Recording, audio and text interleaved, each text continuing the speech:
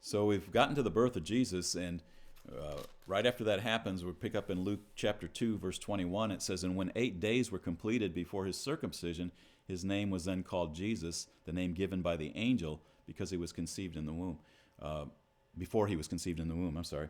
And so, here we've got the name given, just like John the Baptist was named by the angel.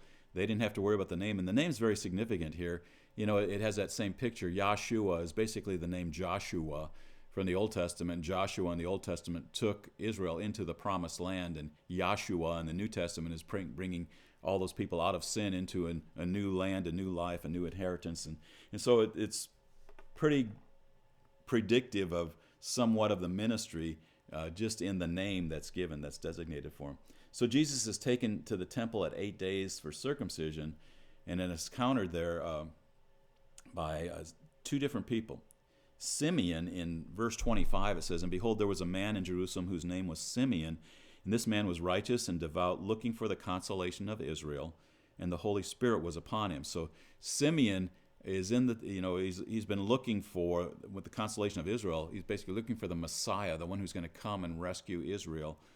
And so he comes in while they're in the temple, and apparently, in verse 26 it says, and it had been revealed to him by the Holy Spirit that he would not see death before he had seen the Lord's Christ.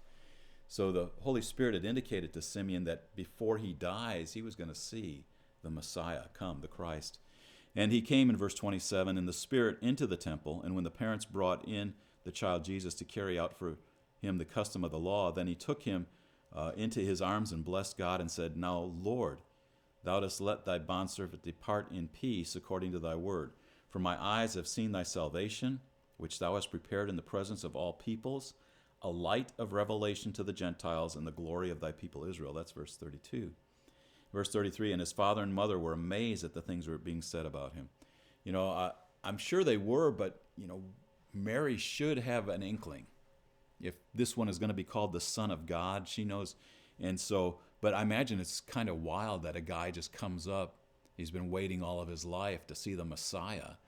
And when you bring your baby in for circumcision at 8 days old, he's prophesying this incredible stuff about him. Yeah, I mean, you're thinking, it's got to be true. I think, I saw the angel, all that, and all of a sudden this happens. Just kind of another reassurance. So Simeon prophesies, takes Jesus in his arms apparently, and prophesies, and he says, "My eyes have seen your salvation, Yahweh. I am that I am. My eyes have seen your salvation."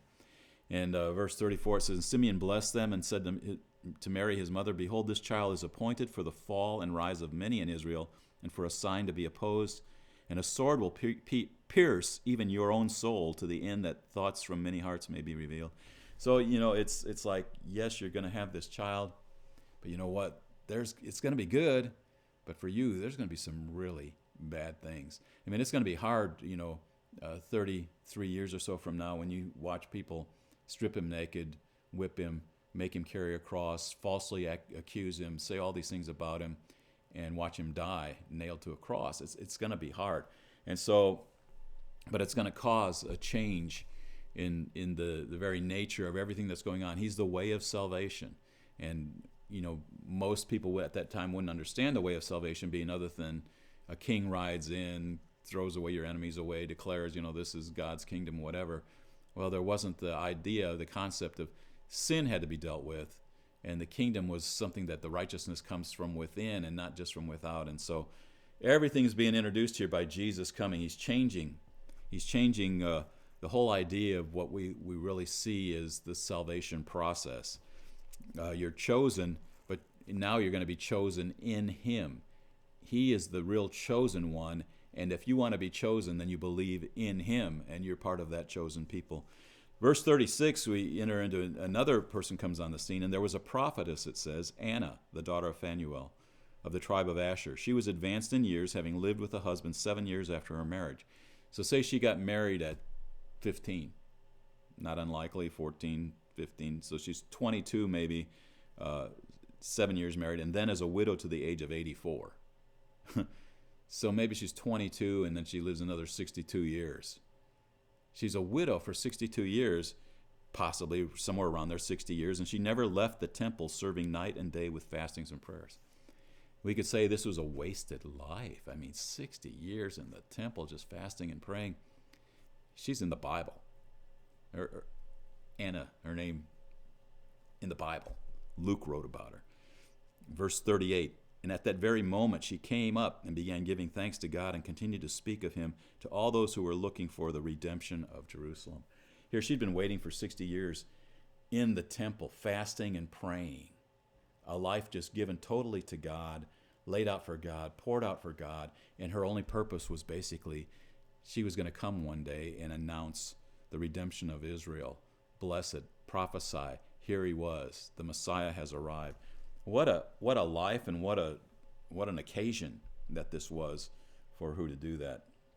So there was, like I said, there's a lot of prophesying, a lot of filled with the Spirit, a lot of angelic visitation in these first two chapters. And so we see that with Anna here also, just prophesying over Jesus, the Messiah.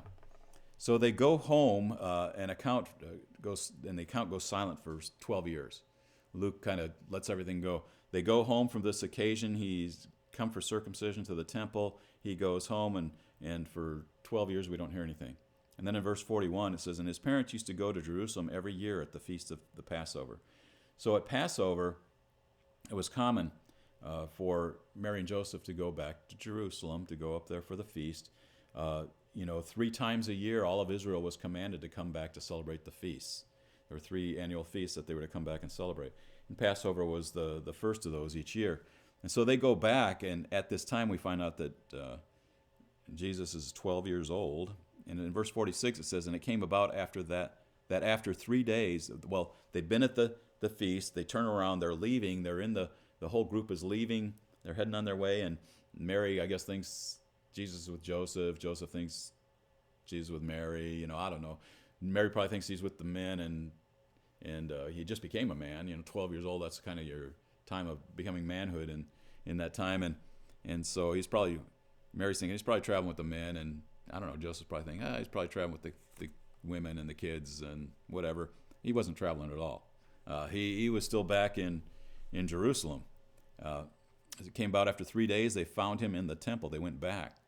They started to leave. They left for a day, looked around, had to travel back again. Sitting in the midst of the teachers, both listening to them and asking them questions.